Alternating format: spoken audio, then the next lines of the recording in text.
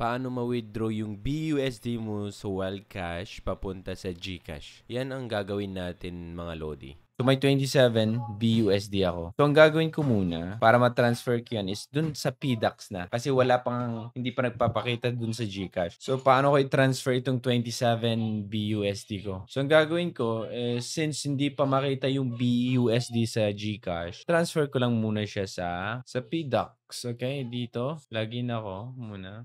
So, tulad niyan, dito ko muna i-transfer. So, ang gagawin mo is crypto in. Tapos, i-copy mo lang yung address na yan. Then, punta ka sa Wildcash. Yan.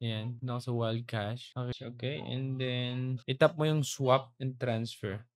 Swap and transfer. Okay. So, meron pang natitirang mga 900,000. Ayan, i-convert natin isang BUSD. So, i-swap muna natin. Then, antayin lang natin konti. So, ngayon, naging 28 na yung aking BUSD. So, yan yung withdraw natin. Click mo yung withdraw. Tapos, i-paste mo yung address na nakopy mo sa PDAX. Yan. Tapos, send verification dun sa email. So, antayin mo yung verification code. Ay, open natin dito. Ayan. So, okay, yung isa.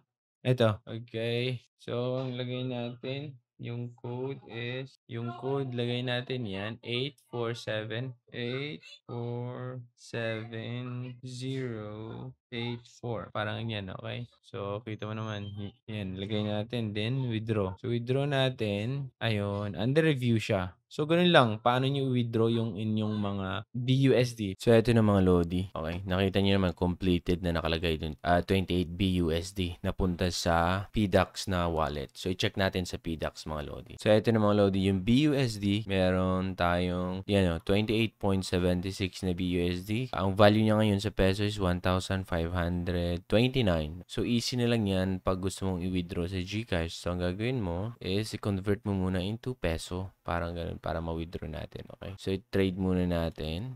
Mabilis lang naman to i-trade sa PHP, okay? So, ayan. Di ko alam kung diretso PHP o pupunta pa sa PHPT to. So, max natin, 28. O, yun, PHPT nagpapakita. Pero okay lang, okay? Ko-convert ulit natin sa, BUSD nga. Napin muna natin ang BUSD dito. USD. PHPT pa talaga. Sige lang, convert natin. So, ang gagawin natin, convert natin. Pag BUSD, ganun ata. Pero pag BTC, ETH, diretso na siya sa PHP. Pero kasi ngayon is BUSD tayo. Convert muna natin sa PHPT. Convert. Ayan. Back home. Wait lang natin. Ayun. Meron na tayong PHPT. So, i-trade natin ulit sa peso. Ito na. Sa PHP na. So, max 159. Wala na siyang sa peso. Wala na siyang fee. Convert mo lang, oh. Wait lang natin. Ayan, success. Back home. So, magpapakita na dito. Yun yung balance mo, okay? So, meron ka ng balance na, ayun, oh, sa peso. So, cash out. Click mo yung cash out and then GCash. And then, type mo magkano ba. So, 1,500.